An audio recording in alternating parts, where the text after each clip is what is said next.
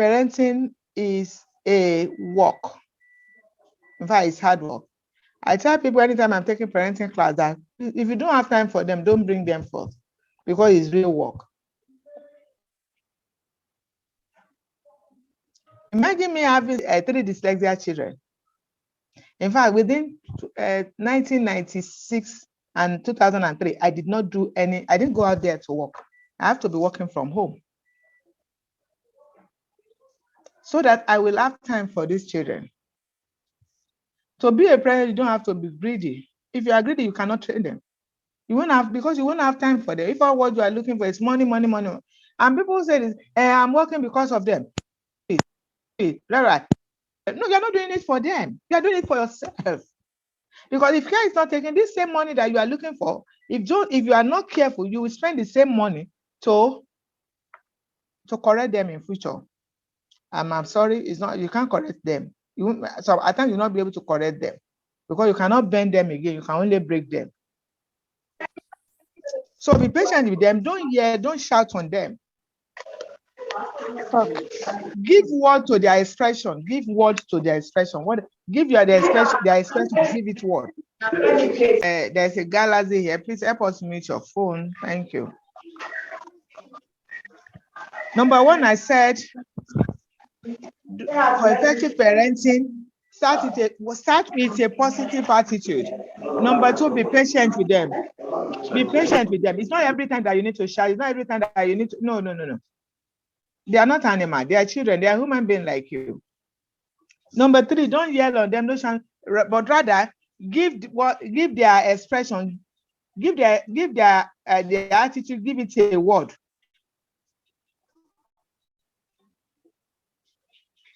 Put a word on their expression of what they are trying to play out. Are you frustrated? What is it? And be serious about it. Be serious. Smile. At times, as a parent, if our own love language, our love tank, if our love tank is empty, there is no way we can fill our children's love tank with anything. I don't know if you are hearing me. If our love tank is empty, there is no way we can fill our children's love tank. In other words, if our parents don't show us love, it will be difficult for us to show our children love. It will be very, very difficult to show them love. And when the children need love, they will do everything to have that love. If you cannot give them at home, they will go out to look for that love. Number 1, don't forget, I'm repeating it, be positive about it. Number 2, be patient about it. Approach it with positive attitude. Be sure that you are getting something out of it. Number 2, don't yell on them. Don't yell on them. Don't shout on them. Number 4, give them choices. Okay, you don't want this. Maybe you want to bathe your baby and your child said, no, I don't want to do this now. Give him choices. Okay, do I need to do you want this? Do you want your toys and your bathtub, or what do you want? Ask them questions. We call it effective communication in parenting. Understand what your child is trying to communicate. Ask him or her question. Even as a baby, there are so many ways the children are talking, even though that I cannot really express themselves. They talk with tone, they talk with their body language. All they are looking for is attention. Can you please give me attention? I need this until you get it. That's why I tell them, you don't compare your children with other children. No, all children are unique. Even if you have 12 of them, they are all unique. Give them choices. If the aggression continues, be careful you don't give in by trying to bribe them. If you've done all you know to do, and they still continue, at times, when children are crying, at times they're just looking for attention. They just feel like crying. Just take your time. Okay, at what time? What triggered this aggression in this baby? What triggered it? What triggered it? There was a time one of my grandsons, we just found that he started leaping. What's the problem? He'll be leaping, not knowing that he saw someone leaping inside the cartoon that he watched, and the next thing started leaping. That is children for you. Is somebody hearing me? Can you hear me? Put it out there if you can hear me. If you can't hear me, let me know. I can hear you, Ma. I said number 4, give them. Thank you. I said number 4, give them choices. If the aggression continues after you've done all you know to do, if the aggression continues, be careful you don't give in by trying to bribe them. Well, if you try to bribe them once, you will continue to bribe them. In other words, don't start what you cannot finish. Don't start what you cannot finish. And there's an adage that charity begins at home. You need to take your time to start from home. You have a child, and when you ask him how to stop, if you look at it, see that maybe he didn't stop or something. Please make sure that you really train that child so that he won't go outside and disgrace you. Charity begins at home. Take your time. Training a child is not just giving them iPad or asking them to watch. At times they are tired and you want to lock them in. There'll be issue. The age they are, maybe the age they are is within a 2 and 4, 4, 5, 6. They want to explore, they want to do it, they want to touch it, they want to touch that. Anytime you don't want them to spoil, please take it up from your sitting room or your room. Put it where they cannot see, put it there where their hand cannot reach it, because they want to do everything. They want to try everything. Allow them to explore, allow them. The more they play, the more allow them to do what they need to do, the more their brain grow or develop. Let me use the word develop. You are helping them to develop their brain. I noticed my third one, it started, playing, learning how to play. We just put a cup, plates, all sorts together. I start, beating them as if he's doing playing drum.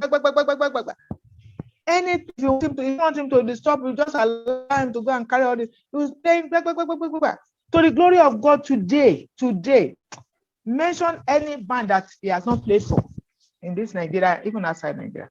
You need to mention it. They all have gifts. They have an inborn gift from, they have people call it talent. If you don't study them, you will not know the type of talent that they have. Give them choices. Like I say, if the aggression continues, be careful, don't give in to bribing. Don't reward them for their mistake, but rather a boundary and stand by your boundary. Stand. As I'm starting age, they start asking questions. Why? Just tell them, because I said so. Be consistent with your word. The word you ask, be consistent. Let your yes all the time be yes. Let your no be no. At times they know that this thing they are doing, you will not take it. You won't like it. They will still want to try it. It's not left for you. Don't compromise. There's a place of compromising. There's something that you cannot compromise with them. You just need to stand your ground.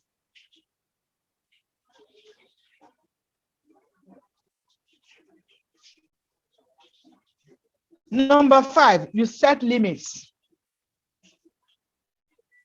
Tell them when you are talking to them, I will count 1 to 5, and you count it aloud. 1, 2. When they know that you are serious, before you say 5, they will do what you ask them to do. And if they didn't do it, just tell them there is a naughty corner. You don't need to be, just go and sit down there. Or you take their toy, their favorite toy, you take it from them. You don't need to shout. They are not deaf and they are not animal. They are human beings like you. You don't need to shout at them. Set limits. Children respond well if you give them opportunity to do good, instead of rushing headlong into an argument. Let me take that again. I said children respond well if you give them the opportunity to do good. In other words, if you give them opportunity to explore, they respond well, especially in the area of their gift or their talent or what they love doing. Instead of rushing for headlong, which can result into an argument. Why do you have to do that? No. They are too young for you to start arguing with them. You are their mother, you are their father. They are too young.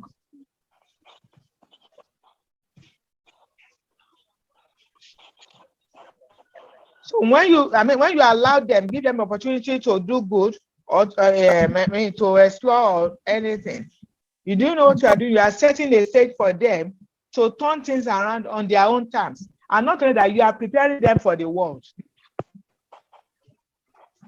And that's when you allow them, you are building them up so that they can even face all the people, anyone that wants to bully them outside there. You don't need, because when you start shouting, when you shout on a child, you shut them down. That's what it means. Shouting is shutting them down. And when they are pushed to the world as they grow, they will respond. And they will respond when they will respond in a negative way. Shouting creates fear in them. Shouting makes them to go into their closet, into their shell. That's what shouting is. Shouting puts fear in them. It creates fear in them.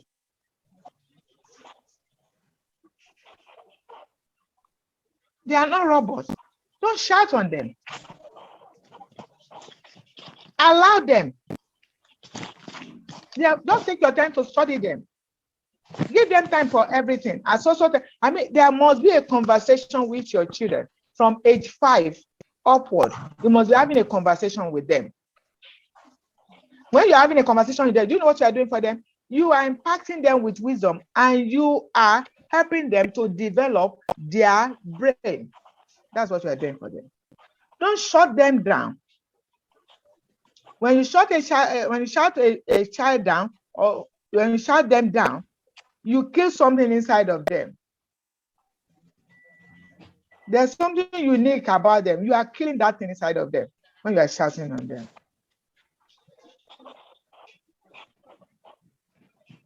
When you shout on them at home, when they get outside, when they hear, even they will be so used to it that even when a teacher shout on them, they will not be able to catch up even in their academics. Because when you shout on them, you shut them down. Shouting means shutting down.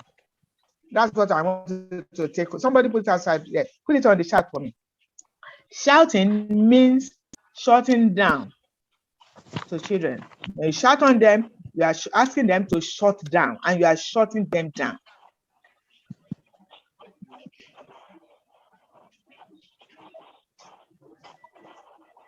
So how do you do it? How do you do it? How do you discipline your child? Or how do you let me put not only discipline, how do you relate with them? Enter into every situation with open mind, calm manner. Be calm with them. Be calm. I know you are strict.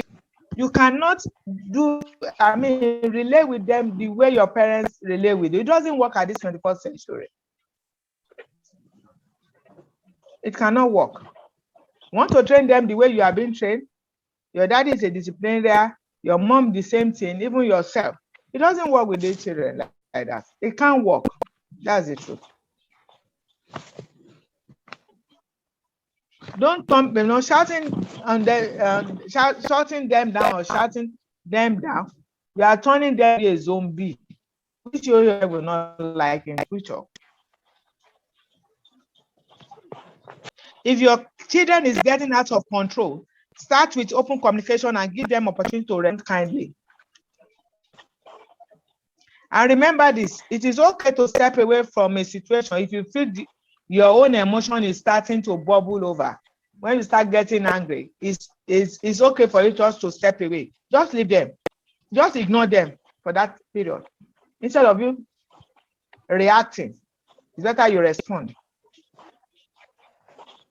It's not every time you react. It's not every time. I'm not saying you should not react, but it's not every time. At times you just need to step away and just ignore them. Especially when you are bubbling up, you are getting angry, and you are looking for what to throw on them or what to beat them with. No, you don't do that. And remember this: every situation is different, and each time this happens, it is another opportunity to instill learned behavior. Every situation is different. No, okay, how do you handle this? How do you handle that? You should know that. Most importantly, be a role model to them. Be a role model. Set rules and limits.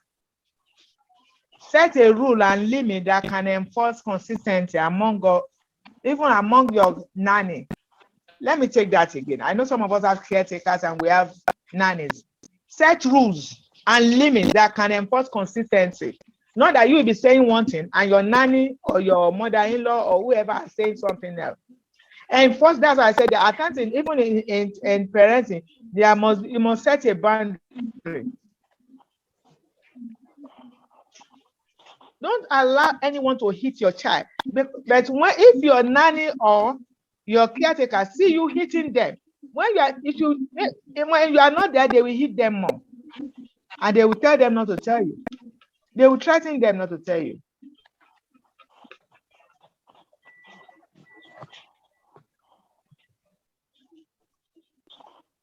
So be very careful. That's why I said you need to be a role model, be an example of how to behave to them. Children learn from what they can say. They learn from what they... Similarly, know when to respond and ignore. I've said that earlier. Know when to respond and ignore. Another thing is that learn from past experience. When this thing happened the other time, how did you respond? What did you do? Learn from past experience. What triggered your child's behavior? What triggered it? Find out. Okay, is it when we go out? Maybe your child cannot even talk. But there's a particular auntie or uncle that comes that anytime that auntie or uncle is around, this child will start shouting or crying. Something is wrong. I remember in those days, one of my younger sister, there's a particular auntie of ours that anytime that auntie comes around, my sister will start shouting, screaming. I mean, if you touch her, she will want to hit you. What's going on? So anytime we know that this auntie is around, we just keep her in the room or we take her out and there won't be problem. Later, we find out that when we are not there, there's a way this auntie, maybe she's pinching her or doing something to her. So this child don't want to see her. Learn from past experience and what trigger your children's behavior. What trigger it? And if you can identify it, are there ways to avoid it? Or at least better prepare for it?